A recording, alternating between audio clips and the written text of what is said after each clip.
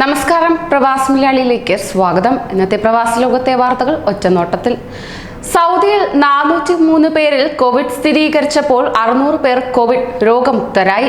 28 പേരാണ് ഇന്ന് കോവിഡ് ബാധിച്ച് മരിച്ചത്. ഇതോടെ ആകെ കോവിഡ് മരണം 4683 ഉയർന്നിരിക്കുകയാണ്. 600 പേർ കോവിഡ് മുക്തരായതോടെ ആകെ രോഗമുക്തരായവരുടെ എണ്ണം 3,17,500 ഉയർന്നു. സൗദിയിൽ ആകെ 3,33,193 പേർക്കാണ് കോവിഡ് സ്ഥിരീകരിച്ചത്.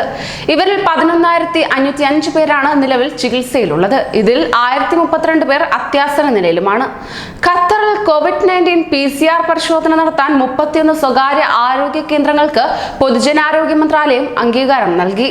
സ്വകാര്യ കേന്ദ്രങ്ങൾ സാമ്പിളുകൾ ശേഖരിച്ച് ഹമദ് മെഡിക്കൽ കോർപ്പറേഷന്റെ ലബോറട്ടറികളിലേക്ക് അയക്കുകയാണ് ചെയ്യേണ്ടത്.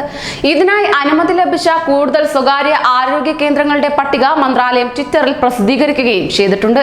ഇതോടെ ആകെ 31 സ്വകാര്യ കേന്ദ്രങ്ങൾക്ക് അനുമതിയായിരിക്കുകയാണ്. സൗദിയിൽ ഉംറ തീർത്ഥാടനത്തിന് അപേക്ഷിക്കുന്നതിനുള്ള മൊബൈൽ ആപ്പ് പ്രവർത്തിച്ചു തുടങ്ങി.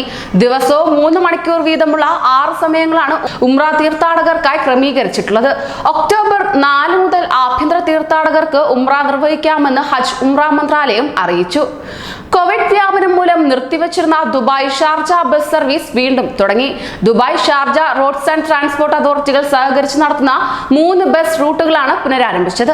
2 റൂട്ടുകളിൽ ഞായറാഴ്ച സർവീസ് തുടങ്ങി. 3ാമത്തെ റൂട്ടിൽ 2 ആഴ്ചയ്ക്കുള്ളിൽ ബസ്സുകൾ ഓടിത്തുടങ്ങുന്നതായിരിക്കും.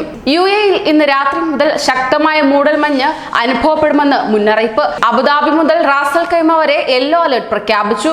ഇന്ന് രാത്രി 1 മുതൽ നാളെ രാവിലെ 9:30 വരെ കനത്ത മൂടൽമഞ്ഞ് തുടരുന്നതായിരിക്കും. ദൂരക്കാഴ്ച കുറയുന്നതിനാൽ അതീവ ജാഗ്രത വേണമെന്ന് മുന്നറിയിപ്പിൽ പറയുന്നു. ഇന്ന് രാവിലെയും അതിശക്തമായ മൂടൽമഞ്ഞാണ് രാജ്യത്ത് അനുഭവപ്പെട്ടത്. തീരദേശ മേഖലയിലും ഉൾപ്രദേശങ്ങളിലും മൂടൽമഞ്ഞ് ശക്തമാകും.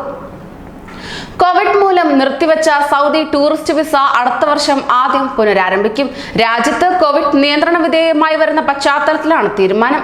കോവിഡ് പ്രതിരോധ മരുന്ന് നേരത്തെ ലഭ്യമാക്കുകയാണെങ്കിൽ ടൂറിസ്റ്റ് വിസ നേരത്തെ നൽകുന്നത് പരിഗണിക്കുമെന്ന് സൗദി ടൂറിസം മന്ത്രി അഹമ്മദ് അൽ ഖത്തീബ് പറഞ്ഞു. കോവിഡ് വ്യാപനം തടയുന്നതിന്റെ ഭാഗമായി ഫെബ്രുവരിയിൽ 25 രാജ്യങ്ങളിലേക്കും തിരിച്ചുമുള്ള യാത്ര സൗദി നിർത്തലാക്കിയിരുന്നു. ലോകത്തിലെ ഏറ്റവും സുരക്ഷിത സ്ഥലമാണ് അബുദാബി എന്ന് സാംസ്കാരിക വിനോദസഞ്ചാര വിഭാഗം ചെയർമാൻ മുഹമ്മദ് ഖലീഫ അൽ മുബാറക് പറഞ്ഞു. കോവിഡ് പശ്ചാത്തലത്തിൽ നിർത്തിവെച്ച ടൂറിസ്റ്റ് വിസ സേവനം പുനരാരംഭിച്ച പശ്ചാത്തലത്തിലാണ് ഇക്കാര്യം വ്യക്തമാക്കിയത്. രാജ്യത്തെ ആരോഗ്യ മേഖലയിൽ പ്രാക്ടീസ് നടത്തുന്നതായി വ്യാജ സർട്ടിഫിക്കറ്റുകൾ സമർപ്പിച്ച 23 ആരോഗ്യ പ്രവർത്തകർക്കെതിരെ നടപടി. ഇവരെ പൊതുജനാരോഗ്യ മന്ത്രാലയം കരിമ്പട്ടികയിൽ ഉൾപ്പെടുത്തിയിരിക്കുകയാണ്. പ്രാക്ടീസിംഗ് ലൈസൻസിനായുള്ള നടപടികളിൽ മന്ത്രാലയം സ്വീകരിക്കുന്ന കർശന പരിശോധനകളിലാണ് വ്യാജ സർട്ടിഫിക്കറ്റുമായി എത്തിയവർ കുടുങ്ങിയത്. കോവിഡ് പരിശോധനാ സർട്ടിഫിക്കറ്റ് സ്വീകരിക്കാത്തതിനെ തുടർന്ന് ദുബായിലേക്കുള്ള വിമാനത്തിൽ നിരവധി പേർക്ക് യാത്ര ചെയ്യാനായില്ല. കരിപ്പൂരിൽ നിന്ന് ഇന്നലെ രാത്രി ദുബായിലേക്ക് പോയ സ്പൈസ് ജെറ്റ് വിമാനമാണ് യാത്രക്കാരെ കയറ്റാതെ പോയത്.